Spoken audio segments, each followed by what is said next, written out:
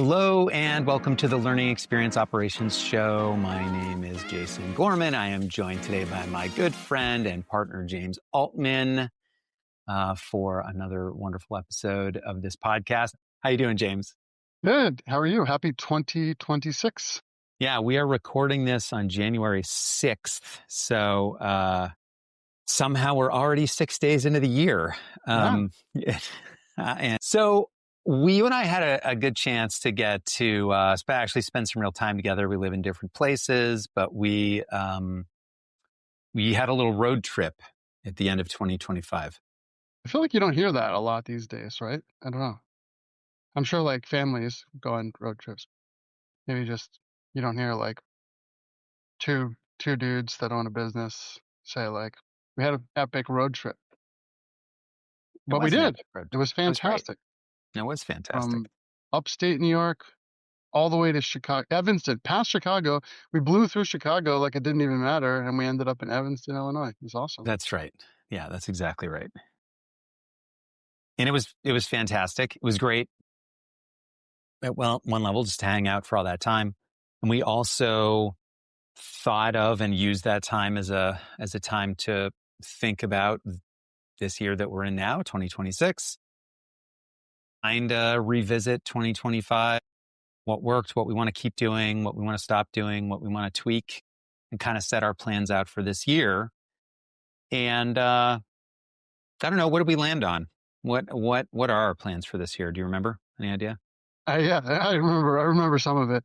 I know we still have some documentation to work through, but yeah, we wanna continue to convene. I think that was one of the big words. The events that we put together, maybe from a little bit more of a reactive or adaptive standpoint in 2025, where we were trying things out in the world as it changes around us, was events, going to events, holding events, and we did a whole bunch in a lot of different cities in New York and Massachusetts and New Orleans and Durham, North Carolina, and we were trying those out, and I think we found a lot of great energy, excitement, also a certain level of need that people felt to get together and support each other as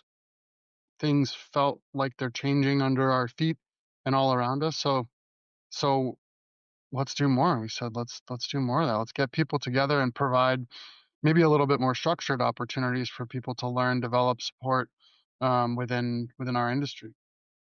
Yeah, and I think the reason that it's worthwhile to talk about this on this podcast about what our plans are, because really, do people care about our plans? Probably not. But I do think that our plans really reflect what we have heard so many other people say. And I think they're really, they're probably pretty relevant to how a lot of other people are feeling as well. So this plan of getting out there and getting in front of people, I would say is somewhat, it's because it's important. It feels good. But right now in particular, it feels good. And I think something that we both experienced, I think, again and again when we went to more events is that people felt last year, I heard a lot of people say like, yeah, I'm just trying to get out of my house more, trying to get out of the office and trying to expand my connections, meet more people, expose myself to more ideas. Mm-hmm. And that's really what we're doing. It's kind of built it into our plans, but I don't think we're alone. And I think as people think about their resolutions, as I ask folks about them this year, we might hear a lot of that. Yeah, definitely. And I think when we were maybe one level deeper on when I said I want to get out and meet people that are doing what we're doing. Mm-hmm. So much of what I would do at my computer is different, right? 1 year later. And I think that kind of changed. And I'll just make a callback to an episode that's out on this very podcast that you had with Jen Perselli. Well, actually, maybe it wasn't from her podcast, but it was from something she said, and I'll just give her credit. Change fatigue is real. And if you go from doing everything one way, I mean, we've been doing our work more or less in the same tools for a decade, to Hmm. using many different tools. um, I think you need your brain needs to process that, and you can't just sit in front of the computer longer and process it. You got to get out and talk to people about it, figure out what they're doing. And I think that was a real need, is a real need. I don't think that's going to go away this year. I think people are going to need it even more as we kind of figure out and navigate the changes. Yeah, I mean, I think part of it is maybe a feeling of overwhelm. Kind of heard that term a lot at the end of last year. And, um, maybe it's a bit of a reactionary thing too, right? So we're sort of getting pushed into the arms of the machines, and our response is to push away and to seek out other humans, which is Yeah, a kind of a wonderful. In this case, sometimes our knee jerk reaction as people is not so good. I think this is a pretty good reaction to that. yeah. And by the way, just going all the way back to what you just said a little while ago about whether people care about our plans, in the point of this podcast Hmm. for us and for you to get out through this medium. Right? It's technologically enabled, but it's human to human. We're just having a conversation that's recorded for the benefit of our understanding, and for all the other people that you're talking to, leaders in our industry, trying to figure out how to navigate what's happening is entirely related, totally relevant. So, yes, what Jason and James and Jackrabbit have planned for 2026 is probably not the top zeitgeist search, but what we're talking about is relevant to everybody, and how we're Yeah, doing it is relevant to our industry for sure. And I think that's what we're just reflecting back, is that that's what we hear, and that's what we want to do too. We want to get out and see all of you. right. Exactly. The other thing that we kind of landed on when we were driving, which is, I would say, really closely related to everything we just talked about, you know, our, so again, focusing on us, our business, and I think a lot of people have this experience. If they've been doing the work in the same way for the last decade, and it's really radically changed the last couple of years, we were in a place for a little while where we could focus on optimization. Like, okay, we understand what we do now. Um, Now we just need to incrementally make what we do better, right? We just have to make the experience smoother. And then into this fairly stable environment that we've been working in for a long time, we dump AI, and AI just creates a kind of chaos. Um, and I would say puts us into this place where we maybe shouldn't be focusing on optimization anymore, because you can't optimize unless you know you have the right thing in the first place. Fundamentals. Fundamentals. So I think for us, the other thing we talked about was fundamentals, right? How do we, and we still have to optimize. We can't just be like, experiment and go with it, because that's crazy. So Yeah. what the balance between like reworking the fundamentals, or reacquainting, doubling down on the fundamentals, and then making sure we are still being experimental with them and trying new things. So I would say we're in this kind of rapid cycle space between optimization and experimentation. hmm Yeah. Yeah. You had a post relevant to this, right? I think you're well, paraphrasing your own New Year's resolution right now in the way that we're thinking about it. And my comment on your post was, it's very reminiscent to me of the technology hype cycle. Hmm. Last year, I mean, you and I spent a big chunk of time throughout the year back and forth talking about how this was going to replace everything that we do, and the learning experience, and the development process, the learning operations, right? Optimize, redevelop, and then you kind of get over the peak of that, and you're like, okay, no, not now, right? Not Yeah. today. Yeah. There are a lot of things that have changed, right? We're using ChatGPT, Gemini, Claude, Notebook LM in our workflow, but it has not replaced everything. Hmm. Airtable's built in Omni, and we're definitely asking it a lot more questions, as we were talking about with the core team, but Hmm. it has not replaced everything. So we're past the peak, and now you kind of get to this, I wish I had the term on the tip of my tongue, but kind of a more level-headed um, sense of the way that these technologies can integrate, a more sensible kind of view of what these technologies can do and how they can be used. And I think we're there. And that, if on the graph, if I remember correctly, that's actually a relatively long plateau that I think we will be in for a Hmm. while, no matter how fast these tools continue to evolve, which they will themselves. They'll hit some kind of plateau, I would imagine. But yeah, absolutely, this is a great year to take stock Yeah. um, and build and document a lot of our fundamentals, which is a big project for us internally right now as well. Right. Yeah, exactly. Um, really just documenting what we know and then also giving ourselves flexibility, figuring out like, how do we design in enough flexibility that we can still, we're not locking ourselves into rigid processes, right? That not only is the AI going to change and revise our processes, but we as humans, we're all bringing individual value and we have to make sure there's enough room for those things. In fact, we have a whole thing that it's a written value of our company. The written value is, quote, create solutions using the tension between creativity, evidence, and standards. We've had that value for 7 years.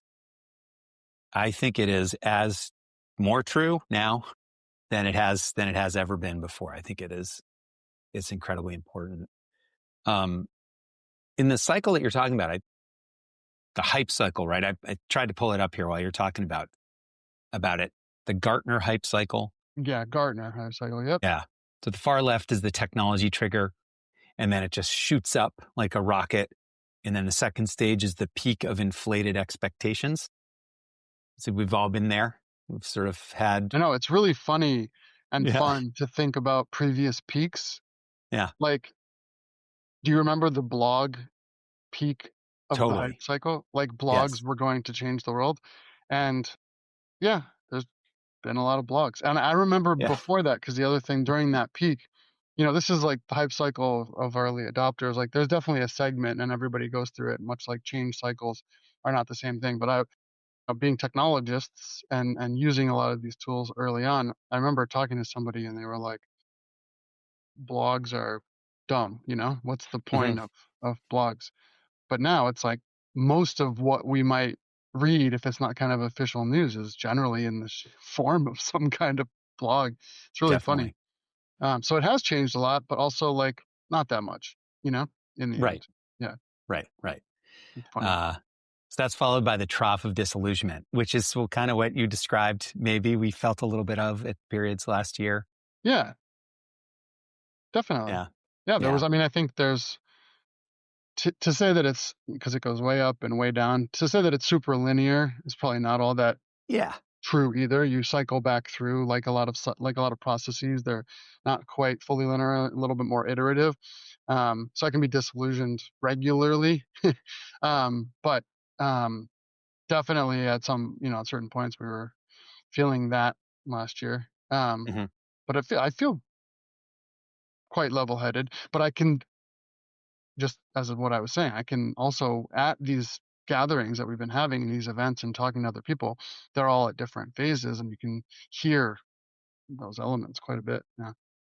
Um, Sorry. So we go through that, the peak of the unrealistic expectation, the trough of and disillusionment, and then then there's the slope of enlightenment and the plateau of productivity. Slope of enlightenment, perhaps, is where we are, yeah, and I feel like we that's are I feel striving for that's the I'm super plateau of enlightened, aren't productivity. you? We're very I'm trudging It up feels like the a slope. strong word. Yeah, Enlightenment feels I'm strong. joking. Yeah, that is Yeah. very funny. So that's kind of what we're up to. And yeah, I think a lot of people are in the same thing, kind of experiencing the same thing. And some of the topics that we brought in today are kind of really reflect these exact themes. There are a couple things there's something that I read and then something that I listened to recently that I'm really keen to talk about. Um, that really relate strongly to these themes. And then there were some things that I think you wanted to talk a little bit about, also the conversation that I had with Ben Zuge on this podcast that is out. You can go find it, listen to it. Ben is very funny, very, very fun to listen to, and is extremely smart and clear. Appreciate his clarity. Yeah, he's great. Yeah, he's great. So where do we tuck in? Where do we start? You're the host. All right, fine. So there's this other kind of bigger picture thing that I engaged with on these other two things. So one was written by Jen Briselli, who is another guest. I think that episode will have just come out recently. Please go check it out. Jen is amazing. She talks a lot in that conversation about complexity science. Really, you're going to get a lot more from her comments in that conversation than anything I'm going to say here. But I wanted to just highlight that she wrote this really terrific article about hockey and talking about the lessons of complexity science and how we apply ideas about complexity, using hockey as a great metaphor. And, hockey as a kind of lived experience, not something that you are planning every play and then just executing the play. And she draws some really great parallels to work. So that's the first thing. And then the other thing was this great podcast called the Two Bobs Podcast. It's David C. Baker and Blair Enns. It's a business podcast, but it's kind of a similar topic. They talk about complex systems, and they talk about this idea of mechanistic thinking, that we think systems are like dumb machines when in fact they're more like living organisms. It's very much the same kind of ideas that Jen's playing with in my conversation with her and in that article. But there were a couple of things I wanted to highlight from some of those and some other thoughts that I had around those as well. So I we're going to link to these. You should definitely check them out. The thing, here's the tie into everything that we've been talking about. We do think about machines like AI as you tell it to do a thing, it does the thing, and you get a repeatable result. We don't think of our close friends being this way, right? Like, so if you have a friendship, I think if you have a healthy friendship, I'll say it this way, you don't think about, well, if I have an interaction with my friend, it's going to be exactly a perfectly repeatable outcome from that conversation. We understand that people grow and change, and that's true for two people. But as you have relationship sets grow, like inside an organization, you've got a lot of people. Each of those people as an individual, they're growing and changing and learning all the time. So the whole organization is an organism, right? It grows not in a predictable way. It grows in a complex way. And this is, as I understand it, a very basic understanding of complexity science. This is essentially the idea. The system itself grows constantly. It's always in motion, and it learns, right? It adapts. However, sometimes what Blair Enns says in this Two Bobs podcast is that we think about a complex system as a machine, like you, I don't know, what's like a vending machine. You put in the money, you press the buttons, you're going to get the item right on the other end. It's extremely predictable. It's very linear. And what he says, and I'll quote him here, he says, your business, we can insert any type of organization here, your business is not a machine, it's a complex system. There's a subset of complex systems known as complex adaptive systems. It's a complex adaptive system, and the adaptive part means that it learns. And then he goes on to say, later in the podcast, that innovation and efficiency are mutually opposable goals. You cannot increase one without decreasing the other. Many people just reject that idea because they have a mechanistic view of their business. They think you can just tweak some things to optimize for efficiency without some unintended consequences. And as the point of that principle states, he says, one of the consequences of increased efficiency is decreased innovation. And so this really just struck me hard, because as we are thinking about what we do, how we've done it, and where AI fits, I think it's especially complicated for a couple complex, to be more precise, for a couple reasons. One, we are all teams of humans, right? Organizations filled with humans. But the reality is that AI, of course, isn't human, but it is unpredictable in the way machines are not, right? Other machines are not. It does things in sometimes in more human-like ways. And so I think what we have to be thinking about now going forward is not just, can we make the perfect process and then just double, triple down on it, make it perfect? How do we make the thing that is going to work a lot of the time? And then how do we account for all of the stuff that just emerges, just happens totally unpredictably when you run that process, when you do that thing, right? When you get a bunch of people together, when you mix AI in. This just, I don't know, it struck me really, really hard. Feels like it's somehow, I don't know, for me, I just got lucky and was exposed to these ideas as we were thinking through our goals. But this is a big one for me. Yeah, huge. The efficiency dial, as it relates to the innovation dial, and then the fact, even just in the complexity science vein, that you're kind of talking about all these things, all the other bands that are connected to all these other dials that you don't even realize you're turning when you turn one of them. The efficiency one is, I think we've talked a good amount about in 2025, because we read things like Your Brain on ChatGPT, right? With kind of I don't know if it talks about it this way, but I've started to think about it this way. When you have a strong relationship with someone, often in couples, Mm-hmm. you're the one that does X and they're the one that does Y. Yeah. And I've read a little bit about that in some of the just anthropology and stuff, like the way that humans have developed to work together is like, oh, if you knew that someone in your tribe knew where all the berries were, then you're like, cool, that knowledge is stored. I'm going to be the one that Mm-hmm. knows how to make the knives really well. And that's actually a really functional way for us to work.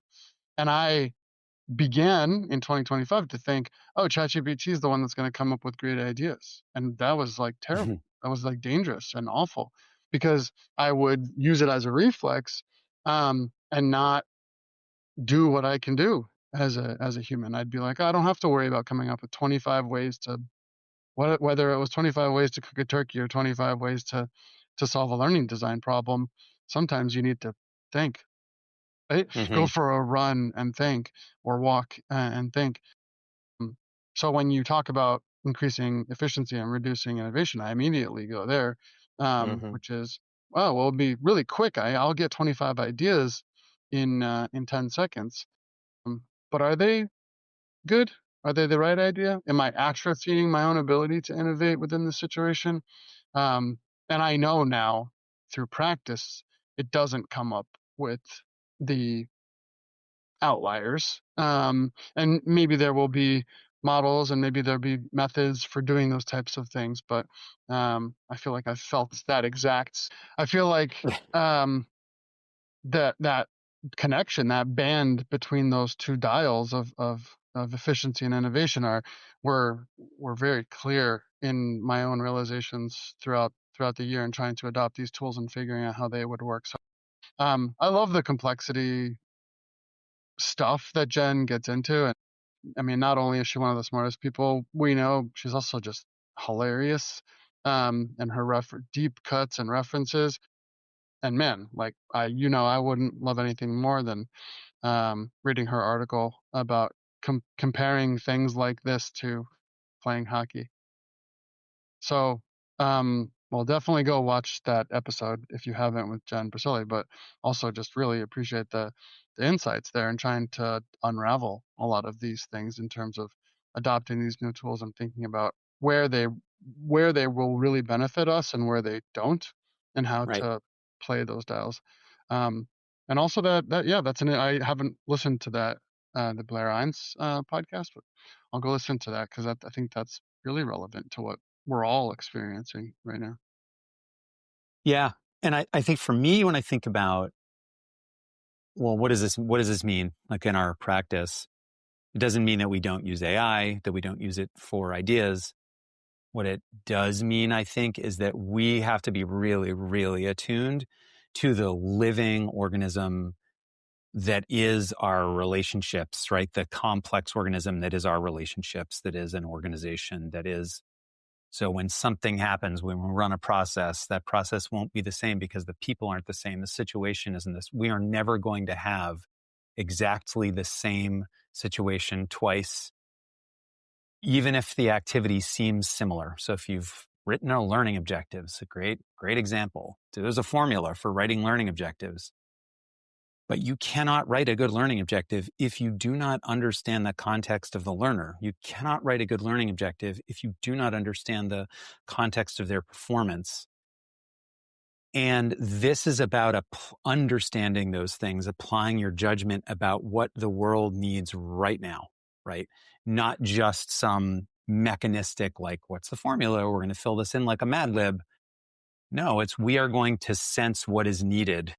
And we're going to use our ability as humans to make sense of what the world needs now and to use that to write a great objective. For instance, a very simple example, but I think that's true across all the things that we do in terms of making stuff, but also running our organization. And this is I think we have been seeding a lot of things. It's been a tail wagging the dog a little bit. AI first, the idea of AI first to me now seems, I've always been a little weirded out by that term without quite being able to articulate it why, but I think we are articulating why, right? If AI happens first, then you are not applying your judgment about what the world is really like as a human. Yeah. Now, I don't we I don't think we've ever used that for us, but we've No, definitely heard it a bunch. never. I mean, I even in one of the gatherings that we had in 2025 was a group of people in New York that I had to got together for dinner, and one of them was talking about how a metric showed up on their performance evaluation that they, and this was bizarre but worth noting, said people were expected within the organization to use AI 75% of the time. Hmm. Man, in terms of measuring something and see it go up, is like, for what and Yeah. when and why, Yeah. right? Like, I think it was actually even more generic than 75% of the time. I think it said AI utilization is at 75%. And it's like, how is this being defined? And what's the story? And I think you see metrics come from things like an AI first push within an Mm-hmm. organization without, yeah, without understanding the complexity of everything you just said.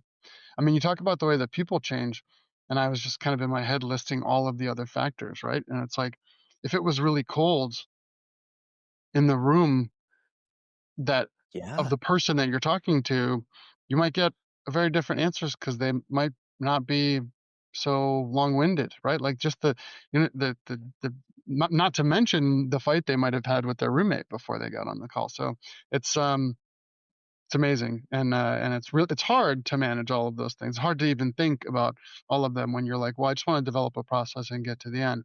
But if you don't take some time, especially right now, I think that's your point, right? Especially in this environment when we're trying to reinvent so many things Yeah. and kind of need to reinvent, and it's good and okay, but how do you account for the percentage of things that are going to bounce outside of bounds, and whether it's based on the technology or the people and how to account for them and be appropriately adaptable to them, a Yeah. flexible process, A flexible a process, flexible repeatable process. a flexible, repeatable, clear process that's future ready. This is Yeah. kind of it's our motto. This is where it's kind of our focus now, right? Better learning with a clear, repeatable process that's future ready. That's how we've Yeah, written it down. Yeah. clear and repeatable doesn't mean that it's not flexible. That was kind of the point I was making by throwing that one in there. flexible, clear, repeatable process. But yeah, yeah, Well, I know that you listen to the Ben podcast. I'm curious to get your thoughts on that. yeah. Ben, just great. And there's another conversation I had that I think is probably worth connecting it to as well. But we're entrepreneurs, right? So I think there was a lot about what he was speaking to that speaks to what we do. So just as maybe as a little bit of background, Ben, um, I won't get it all right because I didn't interview him, but Ben teaches um, and teaches a lot about entrepreneurialism and starting businesses and running businesses and the entrepreneurial mindset. He references the entrepreneurial mindset a couple of times, but then also kind of caveats like that could mean a lot of different things to a lot of different people. And I've been on my own journey about what does that mean to us at Jackrabbit and what does it mean to people at large. And um, I spent a little time just as a side note unraveling it because I did a lot of informal interviewing a couple of years ago, 3 years ago maybe, and there was a lot of reaction, especially kind of like in higher ed and nonprofit, that had a negative reaction Mm, to it mm, around it sounds greedy, actually, is what. mm, And I thought that was fascinating. Um, being an entrepreneur who I think embodies and promotes an entrepreneurial mindset and is kind of thoroughly opposed to greediness in general, the greediness that would lead to um, you know, a single person soaking up most of the resources within an organization, for example, or collecting more than maybe is kind of humanly reasonable. So that's my own opinion, but I think the entrepreneurial mindset has a lot to do with things we just talked about, which is understanding complexity, understanding processes, understanding how people, you're always going to have people in the process, and understanding in a pretty deep and empathetic way what those people are as people, and what they might need as people, rather. So, he talked a bit about that. And I just think it's fascinating. You and I have spent a lot of time working on what we call GPS, for a way for learning organizations to think about how to run their organization and how to build strength in the areas that matter, um, and how much that still matters even within the changing environment of AI. And he touched on many of those things.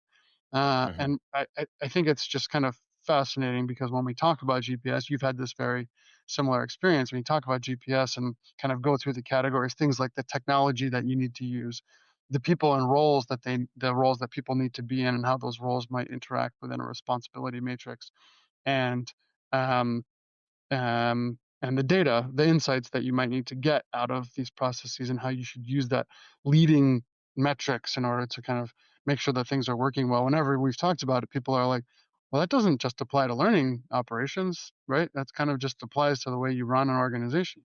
mhm, Yeah, but we think about it more specifically because of the work that we do.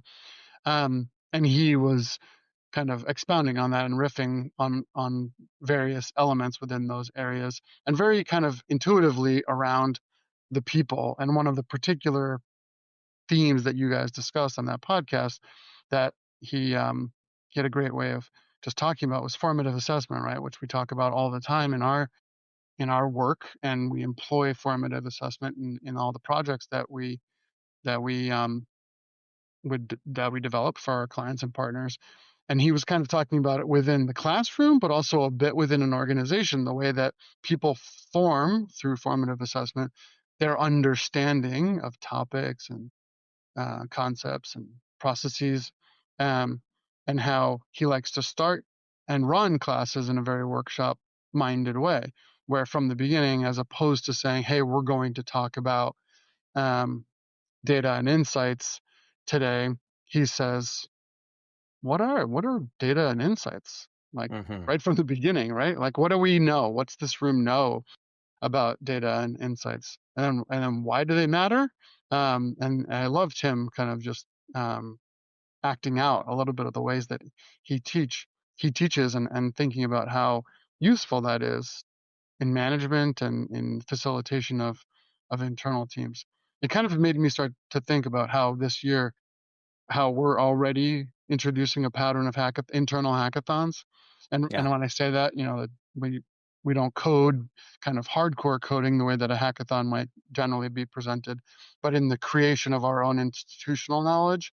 And we're now doing that every 4 weeks, um, as our own kind of New Year's resolution within Jackrabbit, and how it is very similar, right? Our team is coming together and saying, what do we know?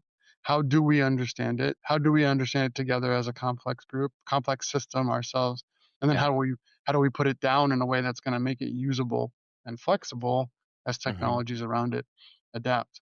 So yeah, I really enjoyed that episode. Yeah, he's fun and funny, and as he said, the second most attractive person on the podcast. So it was um, It's clearly funny, not true. funny. It was very nice of him to say Yeah, that. it was a great episode. Great episode.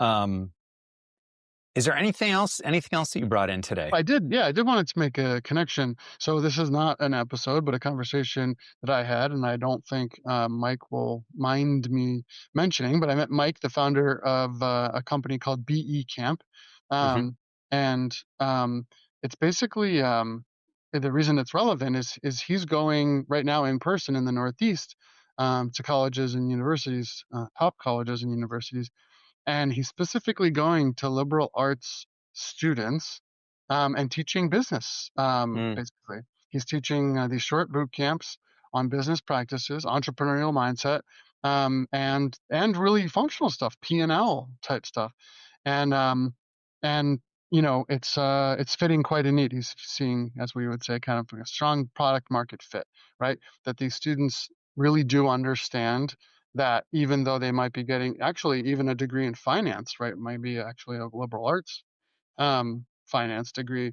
Uh, they actually don't really understand how a business operates, right? Because it's very different, or economics for that matter. So he's teaching this, and I think I was gonna, after I saw the episode with Ben, make an introduction because I think there's a lot of really interesting overlaps in the way that they think, and it's also really interesting to hear about how these opportunities within education, right, within our industry, are that's still evolving.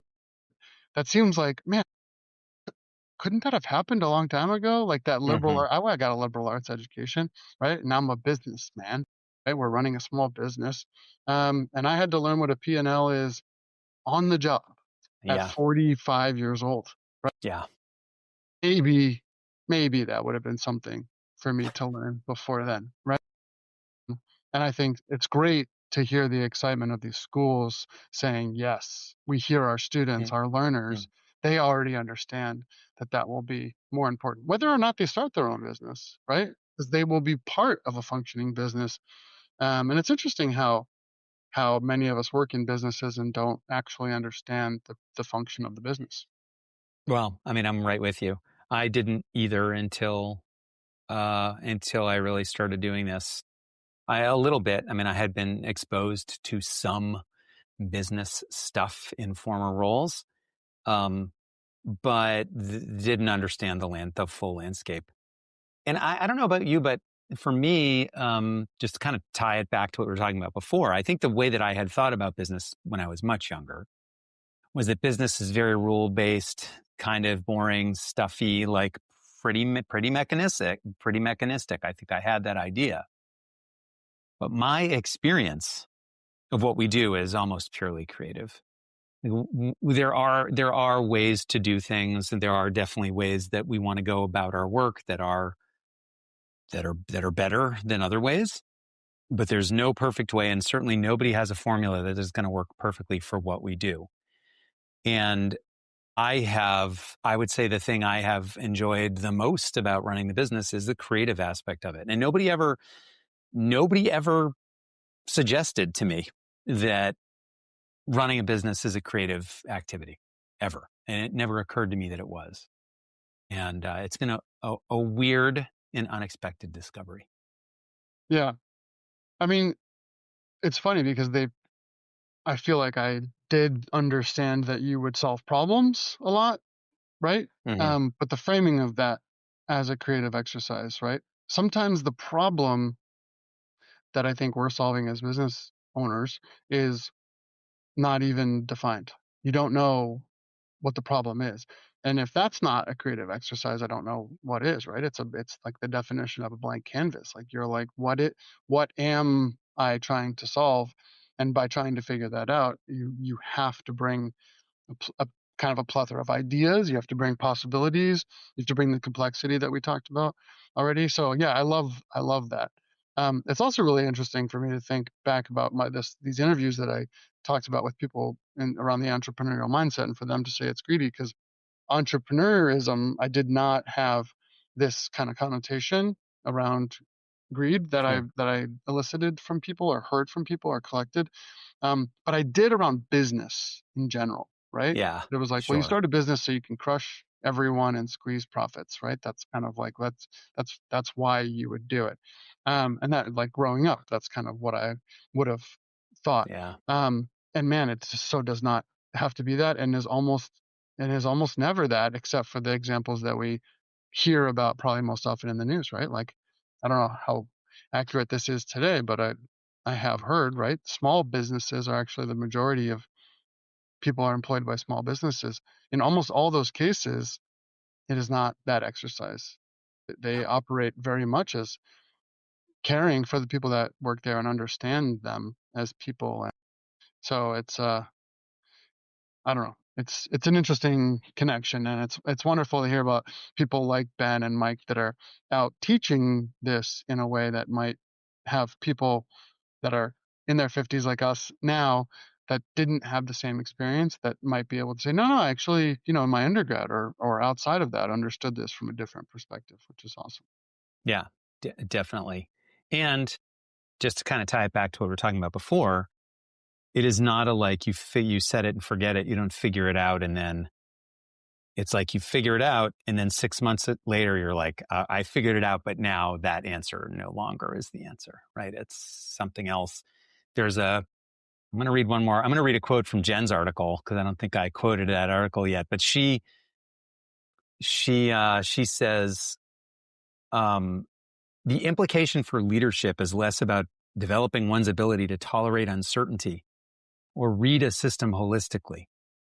It's about creating environments where people have the necessary tools, information, and permission to experiment, a space to sense and adjust collaboratively, and the time to learn from what emerges, not just executing what's prescribed, right? And this, as we've just been talking about it, is this like it's a perpetual thing that happens, right? We are ultimately formulating some kind of prescription, because you don't want to have a blank. You cannot work from a blank space every time. You can't make it up as you go along. You can't recreate it every time. That would be insane.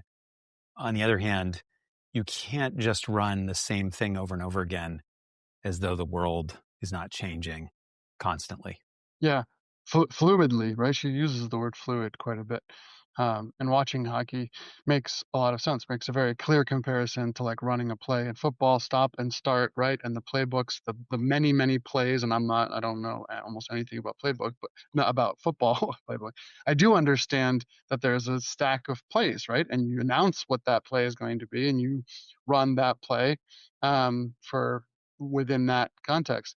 And there are some ideas and concepts within hockey, but it's way more fluid. And she talks at one point kind of about how not only do you have to be in that moment that you're in, which is Mm-hmm. in and of itself changing, and of course using some of the fun cliches about skating to where the puck will be, not where it's been.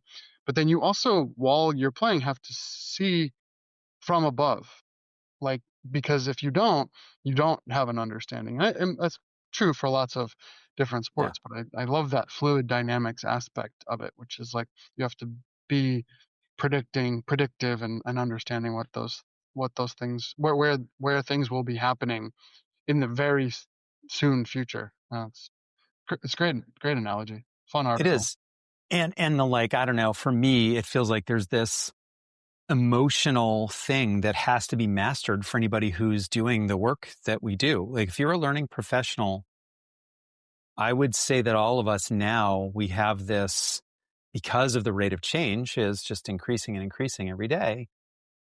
We kind of have to embrace the feeling of discomfort, I think.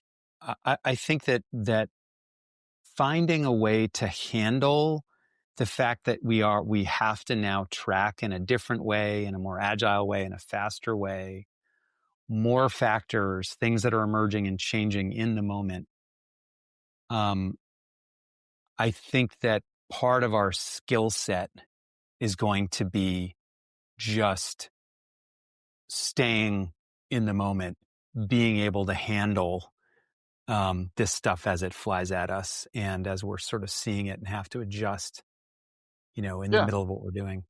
Yeah, you use discomfort. I just offer a possible different word that we were assessed on actually as part of our graduate degree.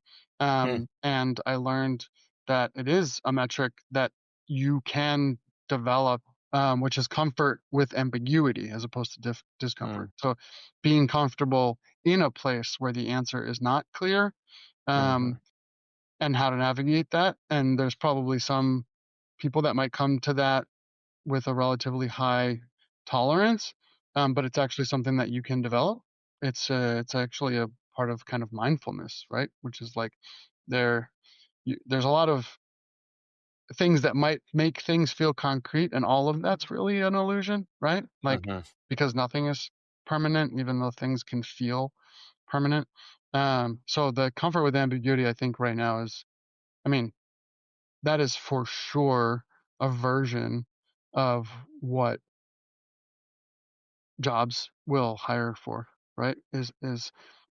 Yes, you do need to understand the vocabulary of the industry you're working in. You need to have kind of this basic fundamentals, but then you need to be able to adapt, and you to do that, I'd argue you need to have a high level of comfort with ambiguity, because it's not the same tool that you're using and it's not the same process. So yeah, I agree. I think that's probably a theme for the next couple of years.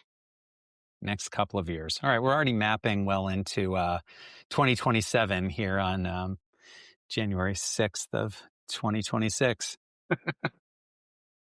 It is great talking. I'm glad we're doing this. We're going to do a ton of these this year. And Happy New Year. Glad we're continuing this. Glad this is only our second of these conversations. We're going to Yeah, do these at least once a month, I think. super fun, and it's really great to be forced to formalize some of the thoughts and put them out there.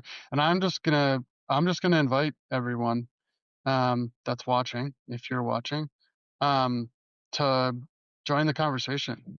Send us a note, ping us, and come on the podcast, talk about what you're doing, Definitely. and also come to the convenings, come to our events, and meet up with the people that we're meeting up with. Because I have a feeling you're thinking about and working on a lot of similar stuff. That is the perfect way to end it. Thank you for all that.